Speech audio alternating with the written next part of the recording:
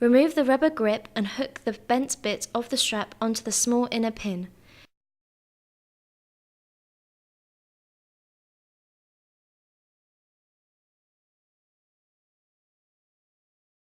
Repeat with the other strap and then replace the rubber grip.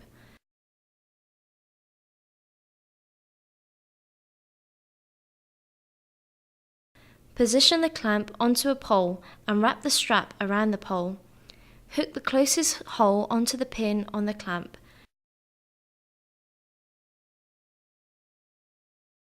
Repeat on the other side.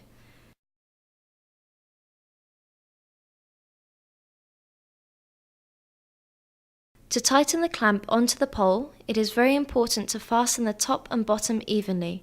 For example, make 3 turns at the top and 3 turns at the bottom, then repeat until tight.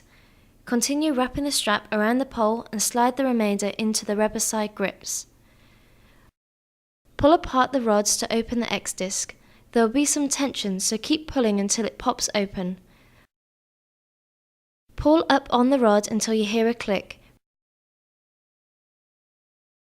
Repeat this action on the opposite side. Insert the X-disc into the bracket and close the catch to secure.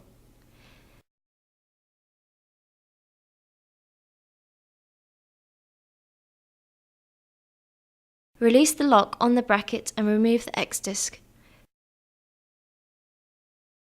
Squeeze the lever to release the catch on the rods.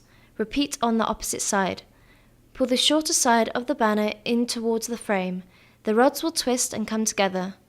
Always ensure the banner is completely dry before packing it away in the bag provided.